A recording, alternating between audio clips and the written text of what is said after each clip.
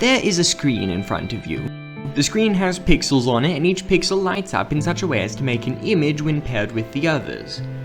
Your eyes are able to then see that screen, and they send electronic activity to your brain so that you can perceive things. Even so, you're really just imagining it. There is a reality of objectivity, but whatever you know only through your perspective. However perverted or right your perspective is, it acts as a lens through which you see what truly is real. There is an objective reality, but neither you nor I can see it because whatever we see is seen only through our scope of unknowing. Neither of us are omniscient, and so whatever we know is only known through perspective.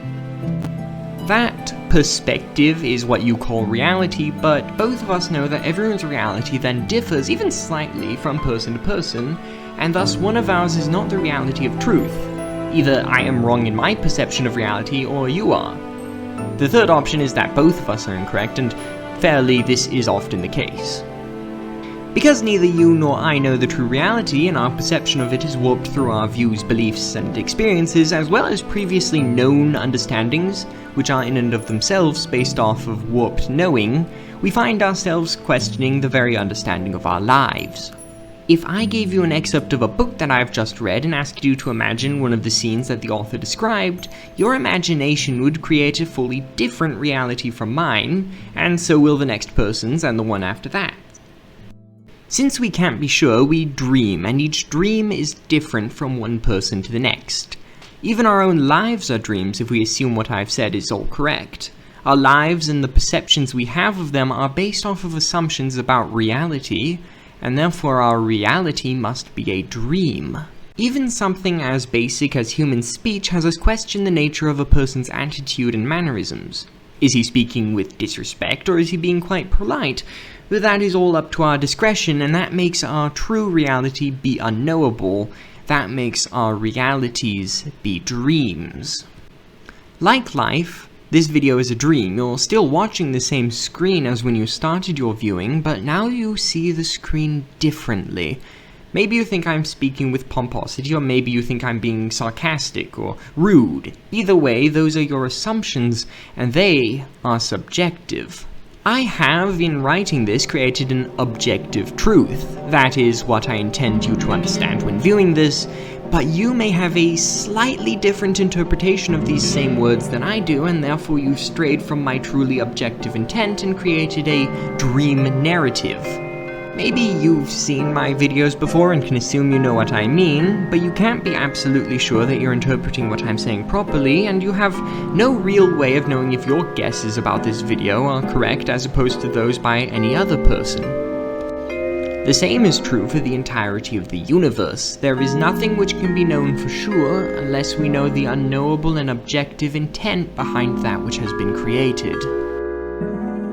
I am a Minecraft YouTuber, not a philosopher, believe it or not. This video is not here to explain the isolated parts of the lore, though, like my other videos, but rather explain the topic of lore and how one should go about the exploration of it. The history, lore, of Minecraft is no different from reality. Mojang have stated time and time again that there is a truly objective lore to the game of Minecraft, and there is a truly objective story of events, yet they refuse to tell us the story so we can create it ourselves. It's our job then as theorists to make inferences about the objective reality of lore through what we can see in-game, and yet as you may be able to now see, our inferences are flawed. We are making guesses that are unable to be proven. We don't know if our theories are correct. Is MatPat the one with the true lore? What about Retro Gaming Now or all the other theorists? We don't know. All of our ideas about Minecraft lore are based off of our supposed understanding which I mentioned previously was broken. Well, my name is Elijah, thanks for showing up. I've been posting a few theories on my channel and figured I'd explain the process behind my guesswork, as well as how I see theorizing as an insight into myself and whoever else. I hope you enjoyed this video, please do subscribe and all that stuff, it took a long time to make, but now let's ask the big question. A question that I've wanted to explain ever since my beginnings on Planet Minecraft.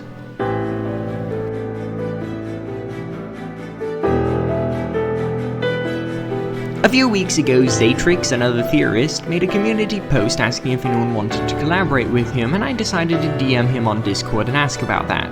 Eventually I was able to lure him into making a theory with me on this topic. He's a great theorist, and I found out person too, so it was nice being able to get him on board with the idea. Thanks for coming here, Xatrix. Of course, happy to be here. I recently made a video focused on a concept provided by Mojang's game design book for Minecraft, stating Minecraft is multiverse. Basically, it's a way for people to look at their own world building, despite any existing lore, and being able to mix and match however they want, based on their worldview and further. Everyone can see the same blocks, but no one can envision the same builds with those blocks. The lore of our own worlds are influenced by our own real-world experiences, along with stories that we're inspired by. Each person's creation is uniquely special to themselves. So if I lived through the events and experiences of a different person, I'd have reacted differently, or at least perceived them differently. We create dreams for ourselves because we can't see the objective reality the universe intends for us. We can't know the truth, so we interpret what we have, and we make absurd theories because it's all we have left to do. You aren't the writer of the lore, and you aren't all-knowing, so you, and everyone like you, can make guesses about it. We dream letters on pages, because it's all we can do to make sense of the world. Is it possible for us to know ourselves? If we can't know the objective reality, can we at least know who we are? The universe is everything we don't call ourselves. The universe, or at least our interpretations of it, can be seen in any medium. Paintings, music, books, or videos all give glimpses into the artist's view of the cosmos. We wish we knew what the writer meant when making the universe, but we don't.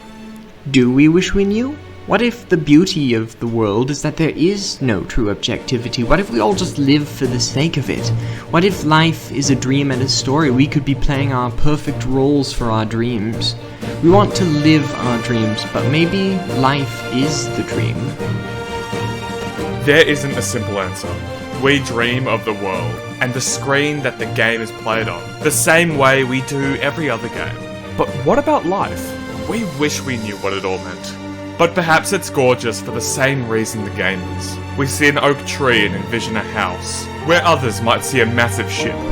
What if we see the world then, real just as Minecraft, and envision something completely unique from the rest?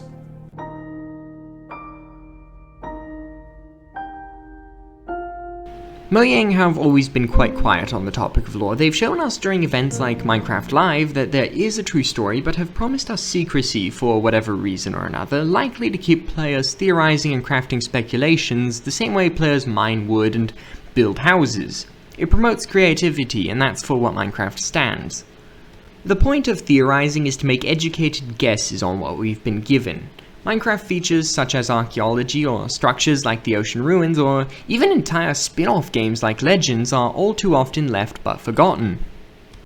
Based on what we've established, would that mean every theory is correct? Or do we also need our theories to be based on what we know is right?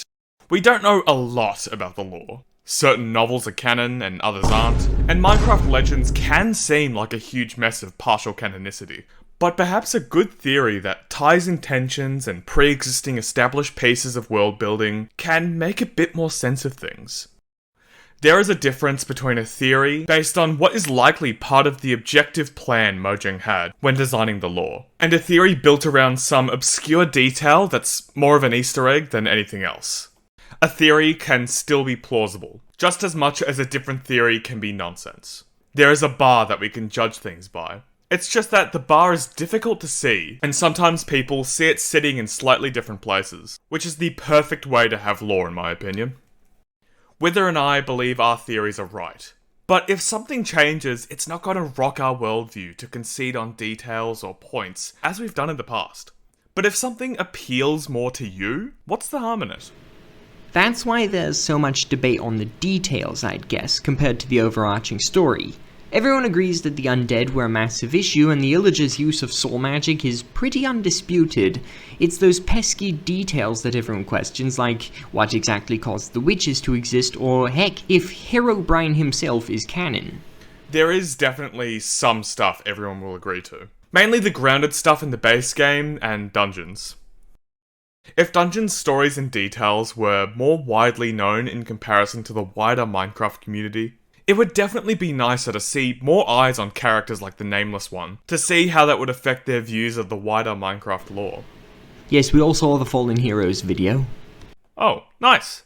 Plus, the novel, Rise of the Arch-Illager, which was the only confirmed canon novel. It would be nice to have more like them, but it seems like the Rise of the Arch-Illager definitely had more of a careful guiding hand with it. There is some uncontended stuff, but you agree there's no way to exactly know what is canon and what's not without knowing everything Mojang meant when making the lore. Honestly, even that could complicate things further. Notch seemed to have some lore in mind when he made Minecraft, but he never implemented it, and now that he's no longer affiliated with the game, do we count his additions as canon? Which ones? Who has the highest say even amongst employees? Do jokes count or hardware limitations? All of these are questions we have to consider. I think it's safe to assume certain game design choices are not canon, and blocks like Bedrock alongside stuff like the world border only exist because Minecraft can't run anything truly infinite. Still, they're worthwhile questions. What constitutes a joke? And what can be defined as an intended feature? Obviously, lava filling cauldrons through dripstone doesn't imply lava is somehow able to create itself mitosis style. But what about beds in the nether? I'm pretty sure that's intentional game design. Oh yeah.